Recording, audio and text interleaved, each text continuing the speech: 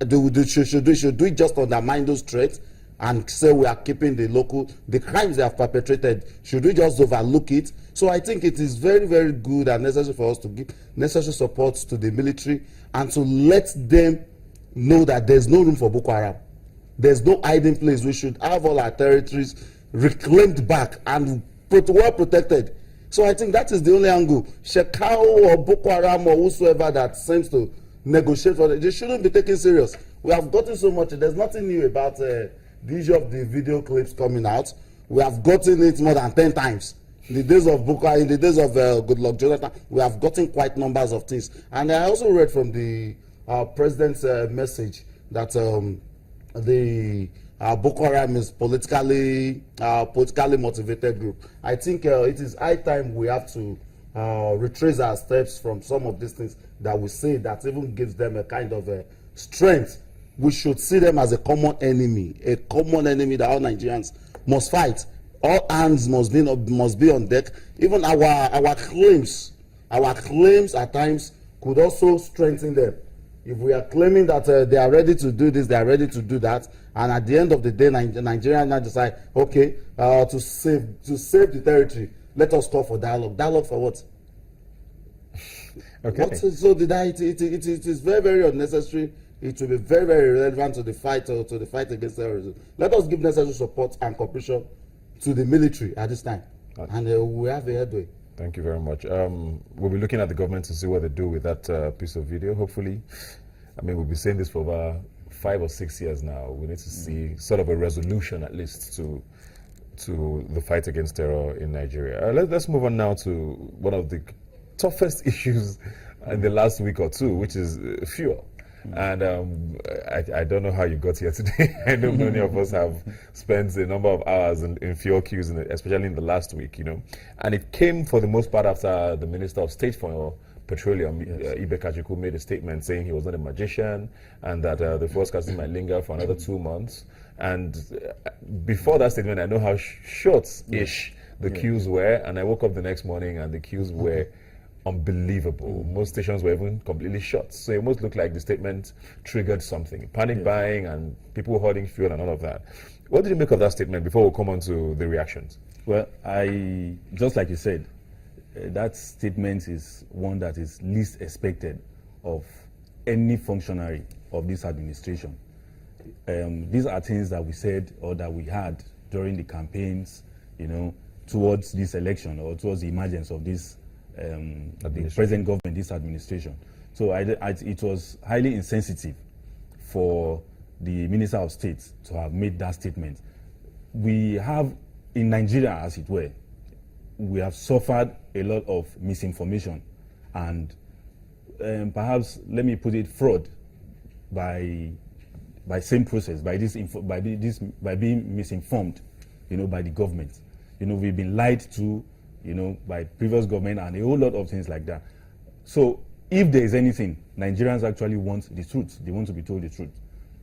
Just like the other day, the Minister of Power, Works and Housing said something that Nigerians have to swallow the bitter pills concerning the issue of the power sector and all that.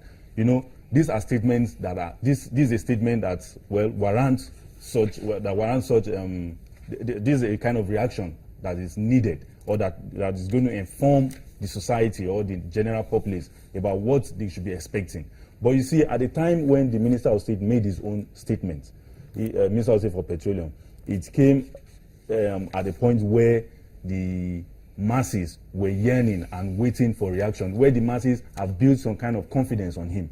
Don't forget, some couple of weeks back, he said something about the fuel queue disappearing in 2 days, in a couple of days, and something started coming up.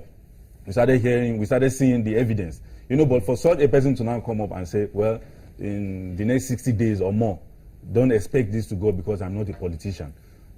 One of the leaders of the party said something, and he said, well, it could be an unguarded, an unguarded attempt, at joke, at creating a kind of joke that is unwarranted, that Nigerians are not expecting at this point in time. Or perhaps it was one that was done under pressure. It was a reaction that was given under pressure, And these are things Nigerians are not expecting magic anyway. But what Nigerians are expecting is the reality. They want fuel in their cars, they want fuels, they want everything running, and they don't want to queue in the filling stations. So a statement coming from such a person is very, very unlikely and very, very unwelcome. Yeah. And I think we really need to look into it. The government, as it were right now, rode on the belief, the general belief of the masses that, well, a change is actually going to take place. So if somebody is supposedly a technocrat from that government in a very sensitive department or agency like the NNPC or Ministry of Petroleum is coming up with that, who is supposed to be the last person that is going to speak, the last authority or the highest authority in that agency or ministry. So if he's coming up with a kind of statement that depletes hope, then it's a big question or a big disappointment. But so I think a lot has to be done to that. Yeah. Well, I mean, we're talking about, we voted in this government. I say we because they're in power. We all voted based on the fact that they were going to bring change and we're going to be more honest. Wasn't his statement honest? Him saying, this might linger on for a while and I'm not going to perform any magic to make it disappear. Was that not the truth coming from him, even if he doesn't bring any hope to us? Well, Oh, we don't like that kind of transparency. Well, I would have thought it is the truth, but quite unfortunate that the statements coming out from these functionaries these days are quite conflicting. You say this yesterday, you come up to say something else tomorrow, and it's unfortunate that the demonstration is not even in tandem with the manifestos of their party. If you are saying you are talking of change, even while you are putting in place the change process, you should always consider palliative measures. You want to tell me I shouldn't think of getting a solution to fuel problem in the next 2-3 months, and you still want me to believe you have good plans for me? No, that is not the change Nigerians have voted for. That is not the change Nigerians are yearning for. And it is high time that we advise our politicians, the office holders, to be cultured in their statements.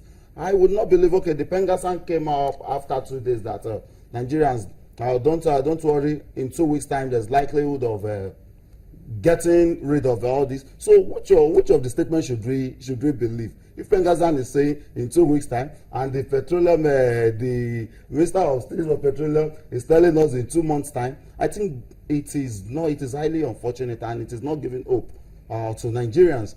You can imagine, even when you are buying at exorbitant rates, you are buying fuel for 140, 160, even in some places they are buying for 200 naira, and you are telling Nigerians that no, there is no hope. Just for the next 2 months, there may not be anything. You cannot perform magic. Nobody have requested you to perform magic, but the major thing is that for you to have been put in that ministry, we have hoped that you have solutions to some of these problems, and there are steps to problem solving. You have been able to identify the problem. Then you should be able to highlight some solutions that will give hope to Nigerians. And also, when we are looking at the issue of we are talking of combating corruption as well.